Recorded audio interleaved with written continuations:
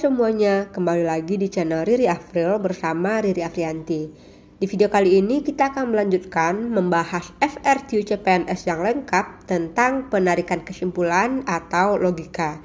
Nah, katanya nih, menurut teman-teman yang udah ikut ujian, soalnya pendek-pendek dan lumayan banyak nih munculnya, 3-4 soal. Nah, bayangkan kalau teman-teman master tentang materi ini, menguasai materi ini, dan benar 3-4 soal. Artinya bisa dapat 15-20 poin. Lumayan banget kan? Nah, tentang penarikan kesimpulan ini, itu nggak jauh-jauh dari semua dan sebagian, semua terus tidak ada, dan juga bisa tanpa rumus. Tapi sebelum bisa tanpa rumus, teman-teman harus pahami dulu modus-modus dalam penarikan kesimpulan. Ketika udah master yang dengan rumusnya, maka teman-teman bisa tanpa rumus dengan sendirinya. Oke, kita bahas dulu modal dasar dalam penarikan kesimpulan, yaitu yang pertama modus ponen. Jika P maka Q, kemudian ada premis lain yang P, karena P-nya ini penyebab dan Q itu akibat, jadi kesimpulannya selalulah akibat. Karena kalau ada penyebab pasti ada akibatnya. Kalau ada P, pasti ada Q. Kemudian modus tolen. Modus tolen ini jika P maka Q, kemudian ada negasi Q. Nah, Q ini kan akibat. Kalau akibat tidak terjadi, maka penyebabnya juga tidak terjadi. Sehingga kesimpulannya negasi P. Kemudian juga ada modus silogisme. Ini sambung menyambung artinya teman-teman. Jika P maka Q dan jika Q maka R, maka yang sama itu kita coret aja, tinggal jika P maka R. Nah, seandainya kalau teman-teman ketemu bentuk selain 3 modus ini, itu tidak dapat disimpulkan. Contohnya, jika P maka Q, kemudian negasi P. Nah, kita logikakan aja nih. Tidak terjadi apa-apa gitu, penyebabnya tidak terjadi, berarti belum tentu akibatnya itu akan terjadi gitu ya, makanya ini tidak dapat disimpulkan. Kemudian bentuk lain contohnya yang tidak dapat disimpulkan, P maka Q kemudian Q. Nah, ini belum tentu jawabannya adalah P, belum tentu penyebabnya adalah P, maka ini juga tidak dapat disimpulkan. Kemudian untuk bentuk lain yang mungkin teman-teman temukan, P maka Q kemudian R maka Q, maka ini juga tidak dapat disimpulkan teman-teman. Kita tidak bisa menjadikan ini menggunakan silogisme. Kemudian ada beberapa kesetaraan yang bisa membantu. Jika P maka Q itu sama dengan negasi Q maka negasi P. Ini namanya kontraposisi. Artinya posisinya itu ditukar, kemudian juga ada kontranya atau negasinya. Kemudian P maka Q itu rumus lainnya adalah negasi P atau Q. Nah, ini juga bisa membantu untuk mencari objektif yang benar. Sekarang kita coba penggunaan modus-modus dulu teman-teman dengan rumus. Nah, nanti baru dengan cara tanpa rumus. Premis pertama, jika harga BBM naik, maka harga bahan pokok naik. Ini kita anggap P, ini Q. Jika harga bahan pokok naik, nah ini sama, berarti Q, maka semua orang tidak senang. Karena ini kalimat yang baru, kita anggap R. Ini kita tulis dulu P maka Q, Q maka R.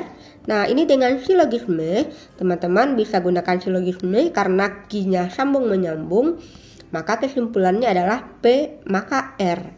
Nah, P maka R ini teman-teman, harga BBM naik dan semua orang tidak senang. Kalau kita cari di objektif dalam bentuk jika maka jawabannya adalah yang C. Jika harga BBM naik, maka semua orang tidak senang. Jawabannya C. Nah, teman-teman, kalau seandainya pengen cepat, kalau seandainya ketemu kalimat yang seperti ini, yang sambung menyambung dan ada kalimat yang sama, tinggal coret kalimat yang sama. Dan lihat kalimat yang tersisa, lalu kita sambungkan dalam bentuk jika maka. Maka caranya akan sama, jawabannya akan sama saja jika dengan menggunakan rumus modus. Jadi seperti itu ya. Kita coba soal selanjutnya. Soal selanjutnya, jika Budi rajin belajar, kita anggap ini P, maka ia naik kelas, ini Q. Jika Budi naik kelas, berarti ini Q, maka ia disayang nenek, berarti ini R. Budi tidak, nah kalau tidak berarti negasi ya. Tidak disayang nenek, berarti negasi R. Nah, kalau kita menggunakan modus, kerjakan satu persatu. Berarti yang pertama P maka Q, Q maka R. Nah, ini sambung menyambung nih. Bisa kita coret Q dengan silogisme, tinggal P maka R. Kemudian yang P maka R, kesimpulan yang pertama itu kita moduskan lagi dengan yang premis ketiga, negasi R. Nah, ini berdasarkan yang kedua, saya lupa namanya. Jawabannya adalah negasi P. Ya, P maka R dan negasi R itu adalah negasi P. Kita cari mana yang P, yaitunya rajin belajar. Dan karena ada negasinya berarti ada kita tambahkan kata-kata tidak. Berarti Budi tidak rajin belajar. Maka jawaban yang tepat adalah yang E. Oke, itu dengan menggunakan modus ya teman-teman. Kita lanjut 2 soal lagi dengan penggunaan modus. Jika Naruto rajin belajar, kita anggap ini adalah P, maka ia memperoleh IPK yang baik. Ini adalah Q. Naruto tidak rajin belajar. Nah, karena rajin belajar itu P, maka karena ada kata tidak, ini adalah negasi P. Oke, kita tulis P maka Q, negasi P. Nah, ini tidak ada nih teman-teman. Tadi kita lihat bahwa kalau bentuknya tidak sesuai dengan modus, maka jawabannya adalah tidak dapat disimpulkan. Yang ada itu negasi Q atau P saja tanpa negasi gitu ya. Jadi kalau penyebab itu tidak ada yang pakai negasi kalau pengen pakai modus. Nah, karena bentuk ini tidak sesuai dengan modus-modus, maka jawabannya tidak dapat disimpulkan. Sehingga objektif yang tepat adalah E. Soal selanjutnya, jika Barcelona mengalahkan Real Madrid, kita anggap ini adalah P, maka supporter Barcelona senang, ini Q. Kemudian supporter Barcelona tidak senang, negasi Q. Oke, ini P maka Q, kemudian negasi Q. Nah, ini ada nih kesimpulannya teman-teman. Karena P maka Q, kemudian negasi Q, itu ada modusnya ya, yaitu negasi P. Nah, sehingga jawabannya ada di sini, di P, kemudian karena ada negasi, tinggal kita tambahkan kata tidak. Oke. Berarti jawaban yang tepat adalah Barcelona tidak mengalahkan Real Madrid. Jawaban yang tepat adalah yang C. Oke, itu adalah contoh-contoh penggunaan modus teman-teman. Nah, kalau teman-teman udah paham dengan modus, itu bisa mengerjakan soal-soal yang lain tanpa menggunakan modus. Tinggal dicoret-coret aja atau dilihat, dibaca, kemudian bisa dicari objektifnya apa.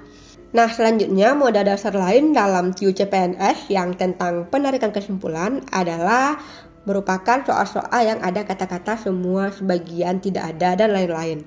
Sebenarnya hal ini merupakan perluasan dari modus-modus yang tadi teman-teman. Tapi kita bisa dengan cepat menyelesaikan soalnya dengan modal dasar berikut. Kalau teman-teman ketemu kata-kata semua, lalu sebagian, maka carilah jawaban yang punya objektif dengan kalimat sebagian juga gitu. Kalau seandainya semua terus ada nama objek, maka di jawabannya itu pakai yang ada nama objeknya juga. Kalau seandainya ada semua dan tidak ada, maka cari yang tidak ada. Kemudian kalau ada kalimat yang sama dan sambung menyambung, ini tinggal kalian coret aja. Nah, ini sebenarnya kita menggunakan silogisme teman-teman. Ingat, kalimatnya itu sama dan saling menyambung ya, maka boleh dicoret-coret kalimat yang sama itu. Itu sebenarnya sama aja kita menggunakan silogisme. Oke, kita coba ya teman-teman, kita aplikasikan ke soal-soal. Kita bahas soal nomor 1. Semua penumpang bis kota memiliki kartu langganan kendaraan umum.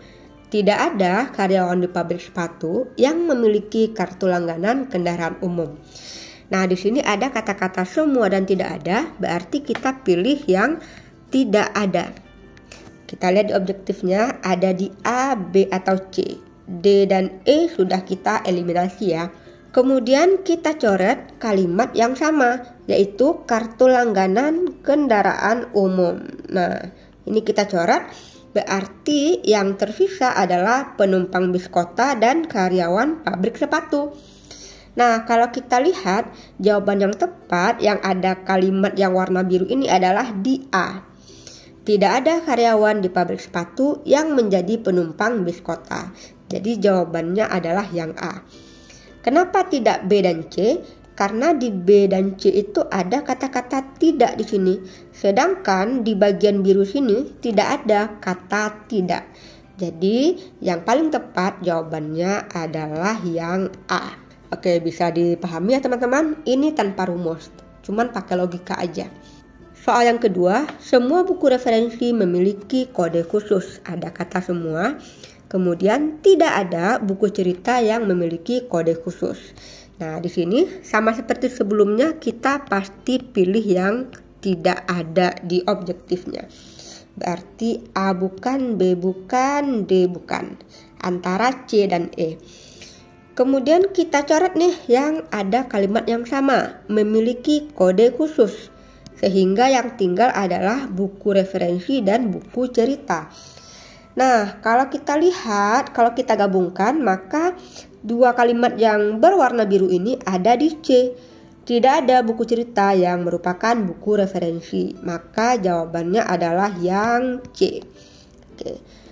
Kenapa bukan yang E? Nah, kalau di E memang ada kalimat tidak ada, tetapi di sini yang dicoret itu masih muncul. Berarti bukan jawaban yang tepat. Jadi kalau bisa jawaban kesimpulan itu yang paling simpel ya. Dan yang sama itu dicoret aja, nggak muncul lagi di objektifnya. Sehingga yang paling tepat jawabannya adalah yang C. Selanjutnya soal nomor 3. Ini ada 3 premis. Semua karyawan yang mengikuti pelatihan di perusahaan A memiliki keterampilan baru. Beberapa karyawan yang memiliki keterampilan baru diberikan tugas tambahan. Seluruh karyawan yang diberikan tugas tambahan mendapatkan intensif bulanan. Nah, di sini ada semua, beberapa, seluruh. Seluruh itu sama dengan semua. Berarti ini adalah semua dan beberapa. Jadi kita akan pilih yang beberapa. Nah, kalau kita lihat itu A, B, dan E udah enggak, berarti mungkin saja C dan D. Kemudian sekarang kita coret-coret nih teman-teman. Nah, yang sama itu adalah keterampilan baru, kemudian tugas tambahan, sehingga yang tersisa adalah karyawan yang mengikuti keterampilan di perusahaan A dan intensif bulanan. Nah, kalau kita lihat jawaban yang tepat untuk soal nomor 3 ini adalah berada di objektif C. Beberapa karyawan yang mengikuti pelatihan di perusahaan A mendapatkan intensif bulanan. Nah, jadi jawabannya adalah yang C ya teman-teman. Kenapa bukan yang D? Karena pada D itu ada kata-kata tidak di sini. Nah, sedangkan di premis kita tidak ada muncul kata tidak. Jadi jangan pilih yang D karena ada kata tidaknya di sini. Jadi jawaban yang tepat adalah yang C. Selanjutnya soal nomor 4. Semua satpam di perusahaan X mendapatkan insentif harian. Semua peserta arisan adalah satpam di perusahaan X. Nah, di sini semua teman-teman. Berarti jawabannya juga semua. Karena nggak ada kata lain ya. Semua, maka kita akan pilih semua. Jadi A bukan, D bukan, E bukan. Antara B dan C. Kemudian kita cari yang sama nih. Satpam ya, satpam di perusahaan X kita coret. Sehingga yang tinggal adalah peserta arisan dan mendapatkan insentif harian. Maka kalau kita lihat jawaban yang tepat adalah yang B. Oke, jadi jawabannya yang B. Kalau C gimana? Kalau C ini ada nih perusahaan X-nya, padahal udah kita coret. Jadi jawaban yang tepat adalah yang B. Selanjutnya soal nomor 5. Tidak semua taman di kota hijau memiliki lampu penerangan. Beberapa area strategis dibuat sebagai taman di kota hijau. Nah, di modal kita tadi tidak ada untuk yang beberapa dan tidak semua. Jadi kita bisa ubah dulu kalimat yang tidak semua ini menjadi semua di depannya. Semua taman di kota hijau Nah, kata-kata tidaknya di tengah-tengah. Tidak memiliki lampu penerangan. Nah, kalau sudah seperti ini, kita bisa melihat bahwa yang kita pilih antara semua dan beberapa. Pastinya jawabannya yang beberapa ya teman-teman. Tapi kita pastikan dulu dengan mencoret kalimat yang sama. Kalimat yang sama adalah taman di kota hijau. Sehingga yang tersisa adalah area strategis dan juga tidak memiliki lampu penerangan. Nah, ternyata memang cocok dengan jawaban yang B. Di sini ya, yang B. Kita baca lagi, beberapa area strategis tidak memiliki lampu penerangan. Maka memang jawabannya adalah yang B. Selanjutnya soal nomor 6, semua siswa yang rajin belajar akan mendapatkan nilai yang baik. Siswa yang mendapatkan nilai baik biasanya akan diterima di perguruan tinggi pilihan. Tama adalah seorang siswa yang rajin belajar. Nah, di sini ada nama orang. Berarti kita akan pilih objektif yang ada nama orangnya, yaitu Tama. Sehingga jawabannya adalah C atau D. Yang A, B, dan E itu udah kita, E juga ada nih teman-teman. E juga bisa nih, karena ada kata-kata tamanya. Kemudian kita eliminasi atau coret yang kalimat yang sama. Pertama, nilai yang baik. Kemudian rajin belajar. Nah, maka yang tersisa adalah akan diterima di perguruan tinggi pilihan. Jadi nama yaitu Tama ditambah dengan yang biru ini, maka kalau kita lihat jawabannya ada di D. Sehingga jawaban soal nomor 6 ini adalah D, Tama akan diterima di perguruan tinggi pilihan. Selanjutnya soal nomor 7, semua dokter di Rumah Sakit Bulan memiliki sertifikasi spesialis. Tidak ada tenaga medis di Rumah Sakit Bulan yang bukan dokter. Nah teman-teman, kalau seandainya ada kata-kata tidak ada, kemudian disambung dengan kalimat yang negatif, lebih baik kita jadikan dulu semua kalimat ini positif. Tidak ada itu kita ganti dengan semua tenaga medis di RS Bulan. Kemudian yang bukannya itu kita coret menjadi adalah dokter. Nah, jadi kalau seperti ini kita pastinya memilih antara semua dan semua, itu jadinya semua ada di E. Namun kita pastikan dulu dengan cara mencoret yang sama. Yang sama di sini adalah dokter. Oke, jadi dokter kita coret sehingga yang tinggal adalah Rumah Sakit Bulan, kemudian tenaga medis ya. Nah, Rumah Sakit Bulan yang memiliki spesialis, sertifikasi spesialis, dan tenaga medis. Kalau kita baca dari yang E, itu semuanya ada teman-teman. Semua tenaga medis di Rumah Sakit Bulan memiliki sertifikasi spesialis. Yang tercoret itu adalah dokter. Nah, memang dokter tidak ada di objektif yang E. Sehingga jawaban yang tepat memang adalah yang E. Soal nomor 8, tiada ruang kerja memiliki cahaya yang gelap. Semua gua kelelawar memiliki cahaya yang gelap. Simpulan yang tepat adalah, nah pertama-tama seperti biasa kita coret dulu yang sama, yaitunya cahaya yang gelap. Berarti tinggal semua dan tiada. Biasanya kita pastinya memilih yang tiada ya teman-teman. Tapi coba kita baca dulu. Yang A ini tiada Tapi kita baca dulu ya objektif yang A. Tiada gua kelelawar yang tidak memiliki cahaya yang gelap.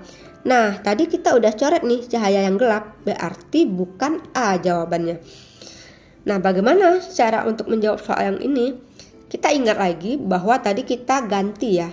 Tidak semua itu menjadi semua asalkan kalimat di tengah-tengahnya pakai kata-kata negatif. Jadi tiada ruang kerja bisa kita ganti menjadi semua tidak ruang kerja. Sehingga sekarang kalimat kita itu semua. Jadi kita bisa memilih objektif semua di sini. Nah, sekarang kita lihat kalimat yang tinggal itu tidak ruang kerja dan gua kelelawar. Berarti yang paling cocok jawabannya adalah B. Semua gua kelelawar bukan ruang kerja. Jadi jawaban untuk soal nomor 8 adalah yang B. Soal nomor 9, setiap orang yang mengendarai mobil wajib memiliki SIM A. Sebagian wirausahawan tidak memiliki SIM A. Nah, di sini setiap ini kan sama dengan semua. Kemudian ada kata-kata sebagian, berarti kita pilih yang sebagian di C ataupun yang A. Kemudian di sini kita coret yang memiliki SIM A. Kemudian kita lihat di sini ada kata-kata tidak, berarti di objektifnya harus kita cari yang negatif juga. Boleh tidak, boleh bukan. Yang ada kata-kata bukan itu di C. Nah, kita pastikan lagi jawabannya. Orang yang mengendarai mobil, kemudian wirausahawan ya. Nah, kita baca yang C, sebagian wirausahawan sama ya. Bukan, itu sama dengan tidak, orang yang mengendarai mobil. Nah, sama sekali ya teman-teman. Sehingga jawaban untuk soal nomor 9 ini adalah yang C. Kalau yang A bagaimana? Kalau yang A itu tidak ada kata negatifnya. Berarti bukan A jawaban untuk soal ini. Terakhir nomor 10, semua guru yang mengenakan baju putih adalah juri lomba cerdas cermat. Beberapa guru di ruang rapat menggunakan baju putih. Semua dan beberapa itu artinya beberapa ya teman-teman. Berarti jawabannya bisa B, C, atau E. Kemudian kita coret kalimat yang sama yaitunya baju putih. Sehingga yang tersisa adalah juri lomba cerdas cermat dan guru di ruangan rapat. Nah, kalau kita lihat itu jawabannya ada di B teman-teman. Jawaban yang B, beberapa guru di ruang rapat merupakan juri lomba cerdas cermat. Oke. Nah, kalau kita lihat yang di C itu ada kata-kata negatifnya, tidak ada. Sedangkan di soal kita tidak punya kata negatif. Kemudian untuk yang E itu ada baju putihnya, sedangkan udah kita coret tadi. Berarti bukan E jawabannya. Maka yang paling tepat memang adalah jawaban yang B. Oke teman-teman, kita udah bahas 10 soal ditambah dengan 4 ya yang tadi sesuai dengan modus tentang penarikan kesimpulan logis. Semoga ini bisa membantu ya teman-teman untuk ujian CPNS tahun 2024 ini. Nah, selanjutnya kita akan bahas FR tentang analisis tabel. Nah, soal analisis tabel ini katanya soalnya panjang tapi caranya pendek dan ini bisa muncul 1-2 soal. Agar teman-teman tidak ketinggalan, silahkan di-subscribe channel ini, di-like dan juga di-share ke teman-temanmu agar kamu bisa lolos bareng-bareng di tahun 2024 ini. Terima kasih sudah belajar bersama, sampai jumpa.